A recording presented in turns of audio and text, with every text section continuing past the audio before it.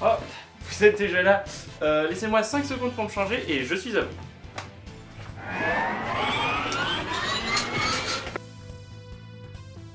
Voilà. Bonjour à toutes et à tous et bienvenue à votre santé. Aujourd'hui, on va parler de l'asthme. Alors, pour commencer, l'asthme, qu'est-ce que c'est? L'asthme est une pathologie inflammatoire chronique des bronches, associant plusieurs processus, dont une hyperactivité des bronches, une inflammation. Ouais, non, stop, arrête. Je me doute bien que vous n'êtes pas venu pour entendre ce genre de discours barbant. On va faire un truc plus pratique. Prenons pour exemple cette ravissante demoiselle asthmatique et entrons dans ses poumons. Vous verrez, vous comprendrez mieux. Nous sommes prêts pour l'opération, Erginde. Bon, tu arrêtes un peu tes bêtises. On va tout de même pas abîmer de si beaucoup. Prenons plutôt deux schémas et jouons au jeu des 3 différences. Vous verrez mieux et puis bon, ça évitera de mettre du sang partout. Même pas drôle. Comme vous pouvez le voir, à droite, on a un schéma de l'intérieur des poumons d'une personne asthmatique et à gauche, d'une personne non asthmatique. Ainsi, qu'est-ce que vous voyez? Vous pouvez constater que chez une personne asthmatique, la paroi des bronches est plus épaisse et rouge. Cela est dû aux cellules immunitaires, c'est-à-dire les cellules qui sont là à l'origine pour combattre les microbes, mais qui, dans l'asthme, ont un potentiel délétère. Dans l'asthme, ces cellules sont stimulées de manière excessive par différents facteurs qui varient selon les personnes et entraînent ce qu'on appelle une inflammation. Comme on peut l'observer, cette inflammation va entraîner l'épaississement de la paroi des bronches ainsi que la sécrétion de plus de mucus à la surface de celle-ci. De plus, on remarque que les muscles entourant les bronches se contractent de façon inappropriée et excessive chez la personne asthmatique. Cette constriction est due à des influx nerveux essentiellement en lien avec le stress, mais les cellules immunitaires ainsi que les cellules des bronches elles-mêmes produisent également des molécules qui entraînent cette contraction. Comme cela est visible sur ce schéma, l'ensemble de ces 3 mécanismes aboutissent à une diminution du passage de l'air. C'est ce que les médecins appellent bronchospasme. Et on se retrouve donc à faire une crise d'asthme, au cours de laquelle on n'arrive plus à respirer correctement, ce qui peut malheureusement aboutir à la mort si on n'a pas le traitement adapté. Une crise d'asthme peut être causée par différentes causes qui changent selon les personnes. On distingue ainsi d'un côté l'asthme d'origine allergique, qui est causé par des allergènes présents dans l'air, comme les acariens, le pollen, ou bien même la farine pour les boulangers, qui, lorsqu'on les inhale, vont aller stimuler les cellules immunitaires et vont les suractiver, ce qui va entraîner la réaction selon les 3 mécanismes que l'on vient de voir. A savoir que même des allergies alimentaires peuvent conduire à des crises d'asthme. Et de l'autre côté, on a l'asthme non allergique. Et là, c'est un peu le bordel. C'est la catégorie fourre-tout, car il y a plein de choses différentes qui peuvent entraîner une crise d'asthme. Il y a ainsi l'asthme d'effort, qui survient quelques minutes après un effort physique, surtout lorsqu'il fait froid, et qui est causé par un refroidissement des voies aériennes. L'asthme qui se déclare à la suite de certaines infections des voies aériennes ou de la prise de certains médicaments, ou encore celui qui se déclare suite à une émotion ou un stress important, comme lors de l'annonce d'un décès d'un proche ou d'un accident.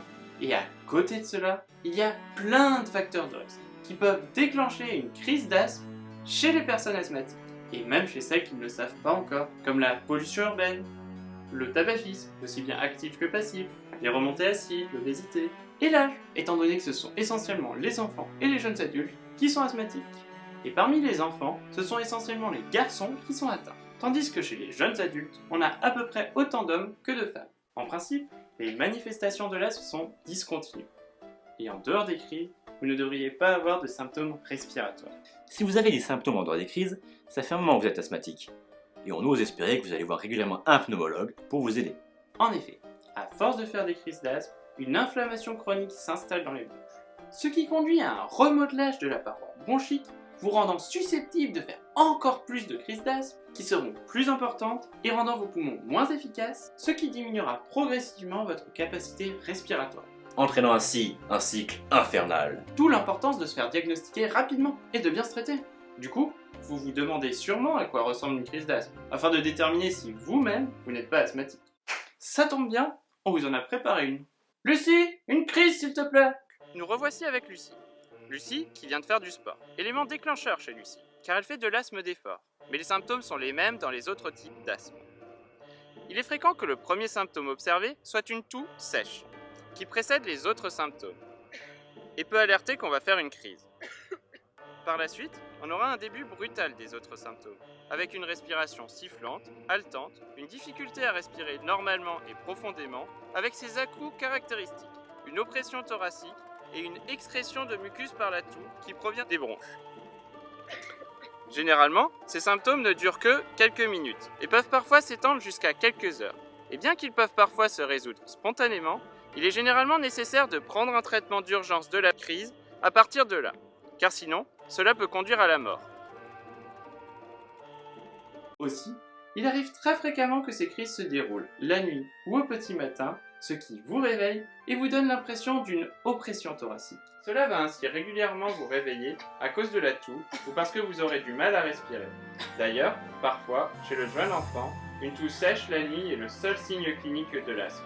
Ainsi, si vous ou votre enfant présentez ce genre de symptômes et que vous n'avez pas encore été diagnostiqué, il faudrait que vous alliez en parler à un médecin prochainement. En effet, le diagnostic de l'asthme ne se fait que par un interrogatoire par le médecin dans lequel vous lui expliquez les symptômes que vous avez et on vous fera éventuellement des tests d'allergie. Il sera ainsi facile pour votre médecin de déterminer si vous êtes asthmatique ou non du moment que vous lui apportez les informations nécessaires. En fait, il est bien possible que vous soyez asthmatique sans le savoir. Effectivement, on estime qu'en France, environ 6% de la population est atteinte d'asthme et ça monte à 10% des enfants qui vont à l'école. Mais tu te rends compte la notoriété qu'on aurait si tous les asthmatiques regardaient la vidéo? Ouais, d'après les rapports, ça ferait au bas mot 3,5 millions de vues rien qu'en France, et sans compter les autres pays francophones. Alors, au vu de ces chiffres, on peut se demander comment devient-on asthmatique? Et la question n'est pas encore totalement élucidée. Ce qui est certain, c'est que la maladie est à transmission génétique. Cependant, ce n'est pas un seul gène qui va nous prédestiner à être asthmatique, mais un ensemble de gènes. On a ainsi pu démontrer que certains variants des gènes qui permettent à nos cellules immunitaires de reconnaître les agents infectieux nous prédisposent plus ou moins à être allergiques. En effet, avec certains variants, les cellules immunitaires reconnaîtront plus facilement certains agents extérieurs, ce qui fait qu'on a plus de risques qu'elles s'emballent et provoquent une réaction allergique et donc potentiellement une crise d'asthme.